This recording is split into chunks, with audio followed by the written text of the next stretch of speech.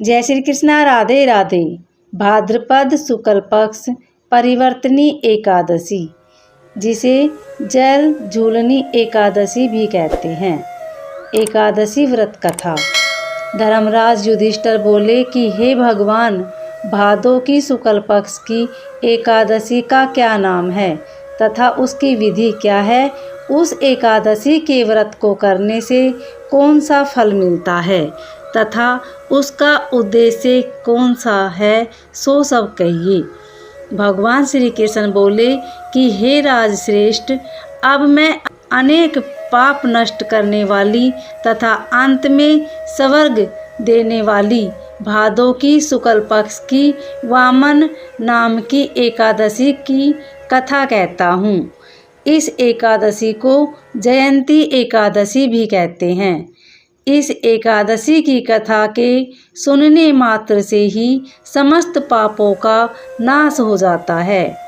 इस एकादशी के व्रत का फल वाजपेय यज्ञ के फल से भी अधिक है।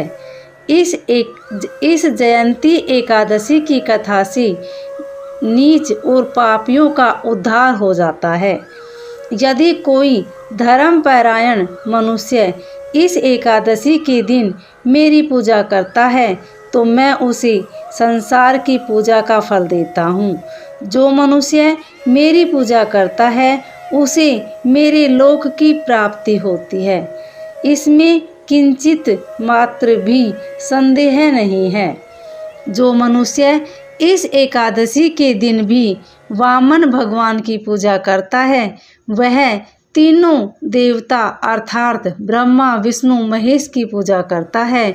जो मनुष्य इस एकादशी का व्रत करते हैं उन्हें इस संसार में कुछ भी करना शेष नहीं रह जाता। एकादशी के दिन श्री विष्णु भगवान करवट बदलते हैं, इसीलिए इसे परिवर्तनी एकादशी भी कहते हैं। इस पर श्री युधिष्ठिर बोले कि हे भगवान, आपके वचनों को सुनकर मुझे महान संदेह हो रहा है कि आप किस प्रकार सोते तथा करवट बदलते हैं। आपने बलि को क्यों बांधा और वामन रूप धारण करके क्या लीलाएं की?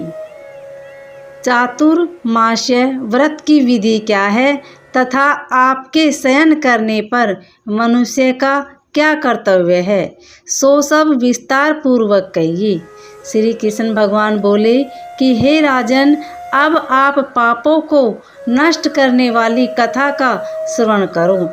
त्रेता युग में एक बलि नाम का दानव था।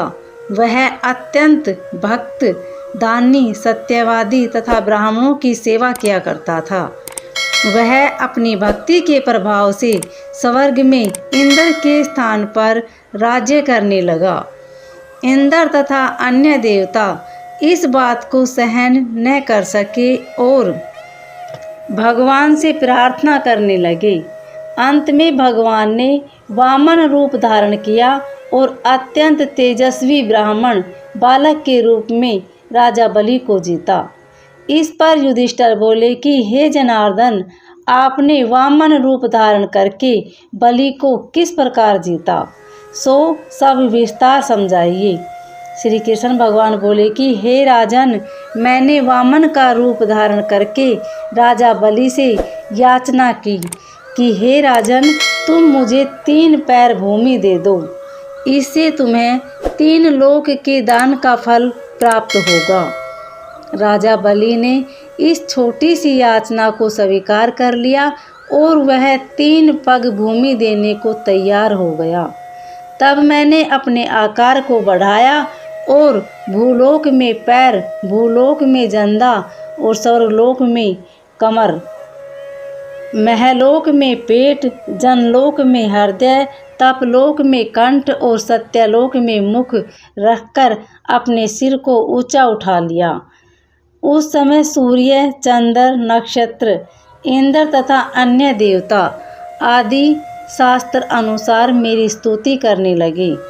उस समय मैंने राजा बलि को पकड़ा और पूछा कि हे राजन, अब मैं तीसरा पैर कहाँ रखूं? इतना सुनकर राजा बलि ने अपना सिर नीचा कर लिया। उस पर मैंने अपना तीसरा पैर रख लिया और वह भक्त दानव पाताल को चला गया। जब मैंने उसे अत्यंत विनीत पाया तो मैंने उससे कहा कि हे बलि, मैं सदैव तुम्हारे पास ही रहूँगा। भादों के शुक्ल पक्ष की एकादशी को परिवर्तनी नामक एकादशी के दिन मेरी एक प्रतिमा राजा बलि के पास रहती है और एक क्षीर सागर में शेषनाग पर शयन रहती है। इस एकादशी को विष्णु भगवान सोते हुए करवट बदलते हैं। इस दिन त्रिलोकी के नाथ श्री विष्णु भगवान की पूजा की जाती है। इसमें चावल और दही सहित रूपा का दान दिया जाता है। इस दिन रात्रि को जागरण करना चाहिए। इस प्रकार व्रत करने से मनुष्य समस्त पापों से मुक्त होकर स्वर्गलोक को चला जाता है। जो मनुष्य पापों को नष्ट करने वाली इस एकादशी की कथा को सुनते हैं, उन्हें अश्वमेघ यज्ञ का फल मिल जाता है। इस कथा का सार है, व्यक्ति दान करे किंतु दान करके अभिमान न करे। अहंकार व्यक्ति को ले डूबता है। राजा बलि ने अभिमान किया और पाताल को चला गया।